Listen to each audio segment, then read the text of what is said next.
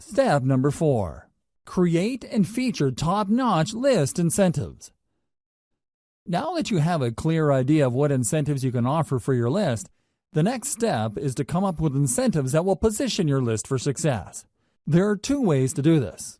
As I've mentioned in step number 3, you can just go through the list of incentives and pick which ones work the best with your particular traffic source. The alternative is to simply do what your competitors are doing. Pay attention to their incentives. Reverse engineer your competitors' incentives. Start with the industry standard incentive type by signing up to your competitors' mailing lists. Get a copy of their incentives. Study their materials very closely. Try to figure out their strong points and their weak points.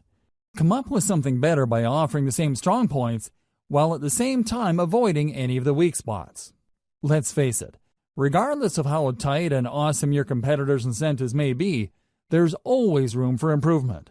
Figure out these areas and create something better. Remember, there are 2 ways to play this. You can actually come up with something objectively better, or you can produce something that is perceived as something better. Whatever the case may be, it has to be better. How do you produce a better incentive? This is the question that's begging to be asked. Now that we're clear that we have to come up with an incentive that either blows the competition out of the water or is perceived to be better, how exactly do we go about doing that? Here are some ideas. First, you can offer an incentive that is complete. In other words, when you study your competitors' incentives, they might be holding back on certain pieces of information. They might be offering really basic information. If you came up with an incentive that is fully complete, you will stand head and shoulders above your competitors. Word might even get around that the incentive that you deliver truly solves the problem that your target customers have in a very thorough way. Another approach you could take is to simply offer longer content. For example, if your biggest competitor is offering a free booklet that lists out 10 solutions to potential list members' problems, offer a booklet that offers 20, 30, or even 50 solutions. The key here is to come up with an incentive that, on face value, is so vastly superior that people can't help but sign up for it.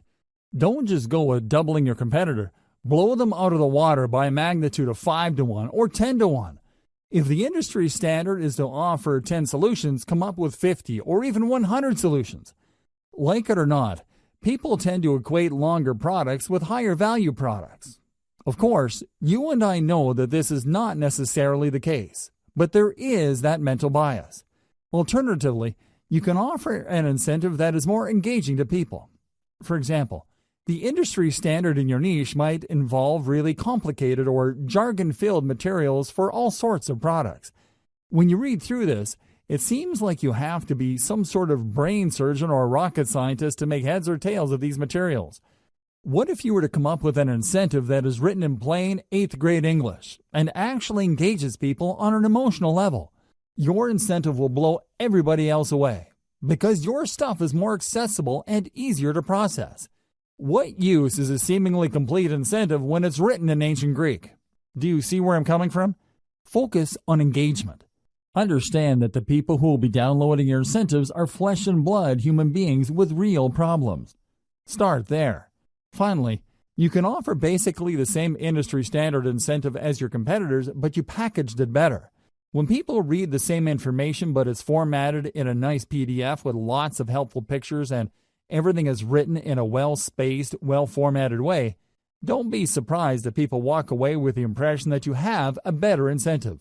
It turns out that you're offering the exact same information. The only thing that's different is that you formatted it in a way that is more accessible, easier to process, and most importantly, easier to act upon. Reverse engineer your competitors' squeeze pages.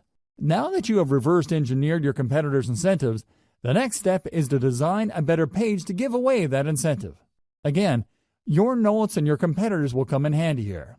You need to come up with squeeze pages that would blow everybody else out of the water. How do you do this? Well, you can come up with better design. Maybe everybody is using the same standard design. You can start there, but come up with different elements to get visitors to engage with your page better.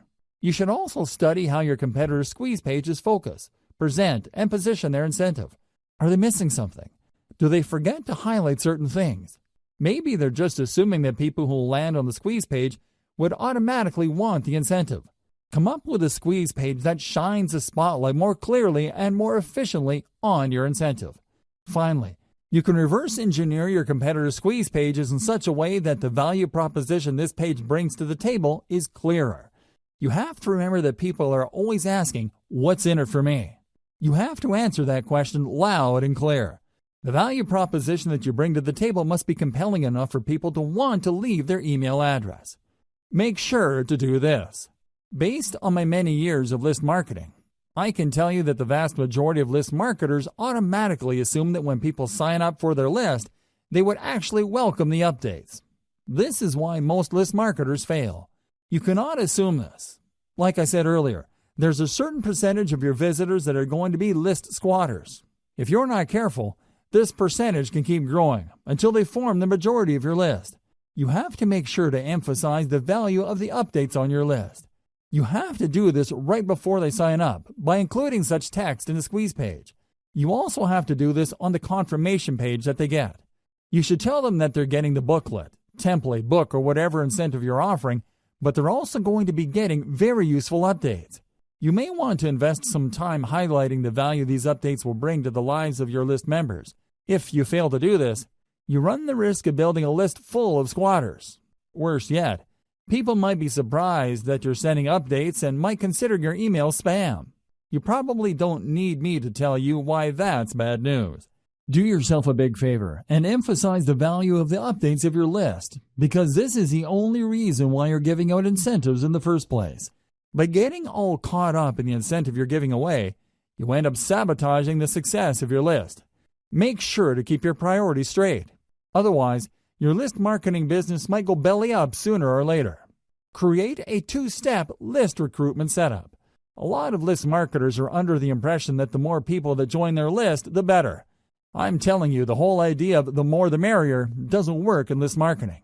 In many cases, you'd be making a lot more money having less people on your list than having a bloated list of squatters or uninterested people. You have to make sure that only people who are truly interested in the value of your updates get on and stay on your list. One very powerful way to do this is to create a two-step list recruitment setup.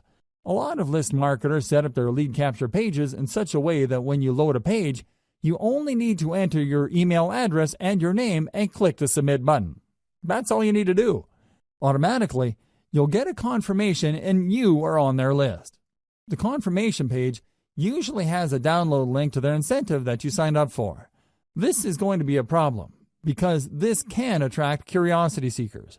This can attract people who are not really all that interested, but are just curious as to the incentive that they would get. In other words, you risk attracting all the wrong eyeballs. You have to set up your list in such a way where the prospect has to click a button to get to the form.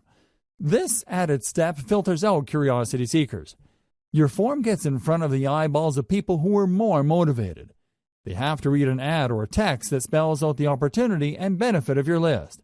They then click through to get to the squeeze page form. In other words, you qualify them before you sign them up to your list. Either way, if you do this right, your form should talk about the benefits of the mailing list. This two-step process can go a long way in eliminating curiosity seekers and ensuring that people who sign up for your list are more likely to read your updates. Modern email marketing. Modern email marketing uses a two-step email recruitment process. When people click through to the email form, they're essentially asking to opt in after they have become aware of the incentives. In other words, they already know what's in it for them. They are looking to establish a relationship with you. They want to give you permission to continue talking to them. Using this two-step process is less intimidating, and they also are given the impression that they're calling the shots. It's their choice whether to click through to the form or not.